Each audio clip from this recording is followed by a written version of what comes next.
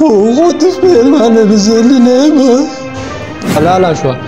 بس هغه ټوپ وواله چاړه په دې راغه بس دی مې دغه ته د قربانۍ دپاره یوه چاړه راوړې وه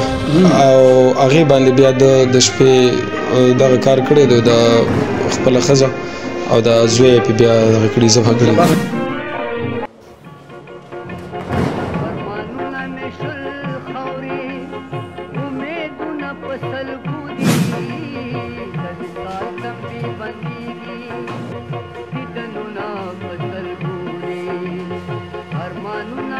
وانه یم هغه چاړه کومه چې ده راوړې وه د قربانۍ دپاره چې یا به پې څاروی یا به پې چیلې حلالو په هغه چاړه باندې د چیلې په ځای د خپل زوی خپل بچی او کور وداني حلاله کړه. بسم الله الرحمن الرحیم. ګرانو عزتمندو نواز منګل یم او دا مهال زه موجود یم په تاڼه باڼه ماړي کې. دا د پېښور پولیس سټیشن دی جی. دلته یو افسوسناکه واقعه مخې ته راله. د پولیس مطابق پولیس له اطلاع شو چې یاره په هسپتال کې یو مور یو زوی وی دا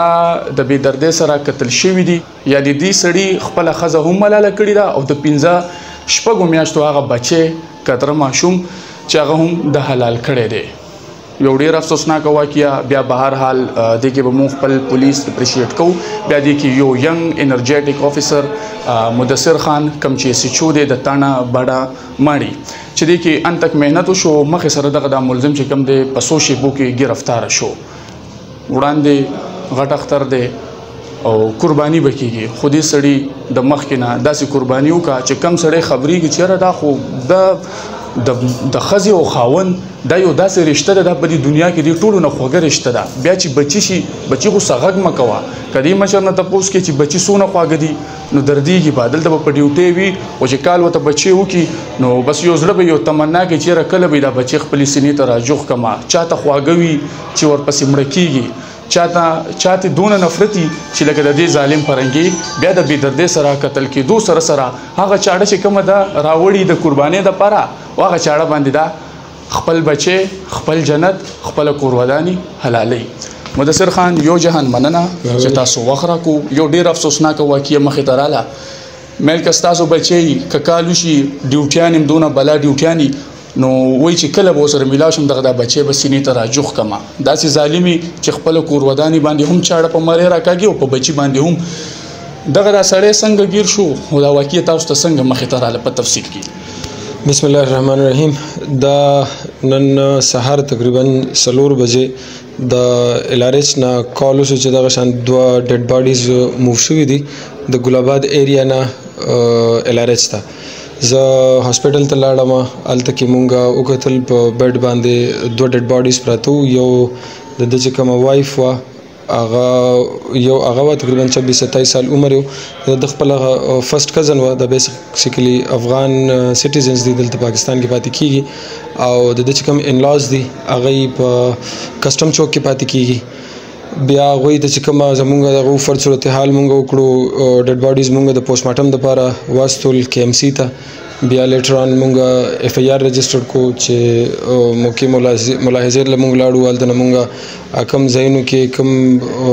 سپاټس باندې چې دا ډیډ باډیز هلته نه دی الګ راوړو نو هغه مو ابزرو کړه. د ده په کور کې یو کشر ورور دی هغه د چې کوم انلاز دي ته اطلاع وکړه چې دغه شانتې د دې نوم مجیب دی. د مجیب داسې کار وکړو او هغه بیا راغلی نو هغه خپله خور او خپل خورایي چې کوم دی هغه هاسپټل ته موف کړي دي. بیا د اریسټ حوالې سره مونږ چې کله سپاټ مارټ وزټ کو نو بیا پکې مونږ ته اطلاع شو چې دی په دې ځای کې کوم ځای نه چې دی مونږ اریسټ کړی دی دلته موجود دی. هلته نه دی مونږ بیا اریسټ کو. لیټر آن د ده په نشاندهۍ سره مونږ علیه قتل برآمد کړه. هغې باندې هغه شانتې هغه وینه او هغه هر څه وو نو هغې نه پس بیا مونږ هغه ټول کرایم سین دغه کو او دی مو راوستو حوالات کې هم بند کړو. بس FIR مطابق د ده ګرفتاري وشوه او بس اوس دا سیناریو ده ستاسو مخامخ دی. علیه قتل کې څه برآمد شو؟ علیه قتل کې دی دا وایي چې یاره ما کور ته د قربانۍ دپاره یوه چاړه راوړې وه او هغې باندې بیا د شپې دغه کار کړی دی د خپله ښځه او د زوی یې پې بیا دغه کړي ذبح کړي. هغه چاړه به د قرباني پې کوله او د هغې نه مخکې خپل بچي پې قرباني. ایګزیکټلي همداسې ده. هغه د قربانۍ دپاره راوړې وه کور کې ورسره پرته وه بس هغه چېرته کور کې مسله شوې ده بس مین ویل پکې د بیا په هغې باندې داسې کار کړی دی همونږ ریکور کړی ده موږ سره مدثر خان دغه د ملزم په اسانه ګیر شو خپله تاڼې ته رالو ځکه چې د په ډېر ظلم کړي که نه دا چېرته تښتېدو کوشش یې کړی نه نه په خپله نه دی راغلی دا د ګرفتاري مونږ ښه پراپر چې څنګه ریډ وي په هغه طریقه باندې مونږ کنډکټ کړه او انفارمیشن ونه د هغې باندې بیا مونږ دې دغه کړه په خپله څوک راځي خپله نه راځي مایل دې دونه ظلم کړی موټیف څه ښیي موټیف څه وایي موټیف بس هماغه دی ګریلو ناچاکي او ډومسټک چې کوم ایشوز وي هغه بس دی چونکې وایي هم داسې چېرې ما ته مخکې نه څه منټل هیلث ایشوز وو نو اوس هغه خو بیا وروستو کوټ کاري یو جنرال کوېشن هم دغه د ګریلو ناچاکي دغه د وړې مسایل خو زم چې په دې تاڼو کې هم تاسو حل کوئ بېشماره به عمل کړي دا خو حل کېږي حل خو یې چاړه نه وي که نه چې چاړه به بچې بالکل بس دا خو د انسان مایند دی بعض وخت راشي هغې په کار نه ده بالکل نه ده په کار دا خو مونږ په دې باندې دغه نه شو کولی خو ډومسټک وایلنسي وړې خبرې بعض وخت بیا سړی هایپر شي ډېرو شیزونو نه فیډ اپ شي نو داسې دغه زه وایم چې او بالکل کوي دا ته شو نوم دې څه دی مجيب الرحمن د کوم ځای ګل آباد دا راته وایي چې کار روزګار د په خپله څه کولو کله به مې رشکه چلوله چې د ټیلرۍ کار به زیات شو بیا به مې ټیلري کوله دا راته وایي چې دا یو چاړه خو دې راوړي وه قربانۍ ته خو د قربانۍ نه مخکې د خپل بچي او د ښځه حلاله که په دې ټایم کې ستا په زړه کې لږ هم رحم نه راتلو ژیره دا کتره بچی 15-16 میاشتو دغه دا بچی زه حلالومه ښځه خو دې هسې ملاله کا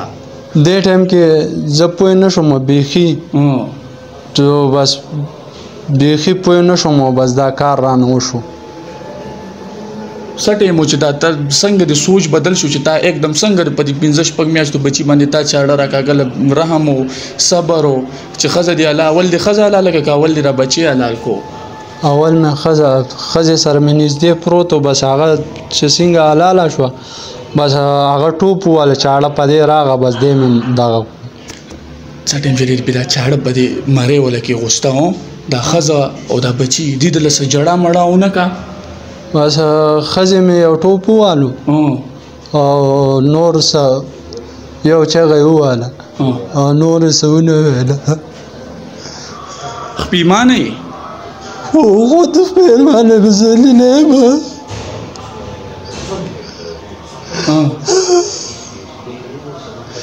ذلیله دا چې کار څوک کوي بس وشو مخکې سوچ نه و که نه خلک دې هم ګوري تا خو داسې کار وکړو چې یو چاړه وه چې دا راوړه چېرې غټ اختر کې به پې څاروې ما هم دې لپاره وروړه ما ویل نوې چاړه چې پلار مې پې قرباني وکړي موږ هر کال چیلی حلالو ما ویل نوې پلار راته وویل و چاړې خو ډېرې وې تا پې څه کوله و ظالمه د قربانۍ د چیلې په ځای د خپل بچي او کور ودانې حلاله بس دې ټایم کې پوه نه شوم بس حلال مې کار زمې تباه برباد کړه دې نه بعد به دې ژوند صحیح ضلالت به وي ذلیله خلک دې هم ګوري خلکو ته څه وایي چې ودې دا زه څونه ذلیله شوم لا به ذلیله کېږي دې نه بعد به ته ځې جیل ته بیا خو دا بلا ټرایلز دي خلک دې ګوري څه وله ویل غواړي نو بس همدغه ویل غواړم د مشرانو منئ او خپل ځان نه یو کار مه کوئ چې څه کوئ مشرانو سره به مشوره کوئ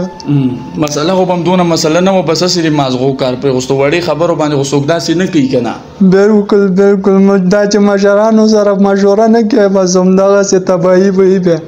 که دا مسلې ته ناست وي دا حل کېدی شوه او خامخا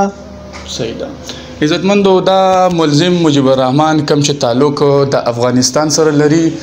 د نن سهار خپل کور وداني او د 15-16 میاشتو هغه کتره بچي په چاړه باندې حلال کړی دی د دې دا خبرې هم تاسو واورېدې دا وایي چې زه پې اوس خپیمانه یم هغه چاړه کومه چې ده راوړې وه د قربانۍ دپاره چې یا به پې څاروی یا به پې چیلې حلالو په هغه چاړه باندې د چیلې په ځای د خپل زوی خپل بچی او کور وداني حلاله کړه د خپرونې غرض او مقصد دا دی چې خپل ځان نه د تاوتریخوالې ختم کوي په دغه وړو وړو مسایلو باندې خپل ځانونه مه تباه کوئ چې بیا په هتکړو کې ولاړې بهر ذلیله کور ذلیله پتانه تحصیل ذلیله خپل خپلوان ذلیله الله دې وکړي چې د معاشرې نه دغه شان دغه دا کرایم ختم شي او داسې کسانو ته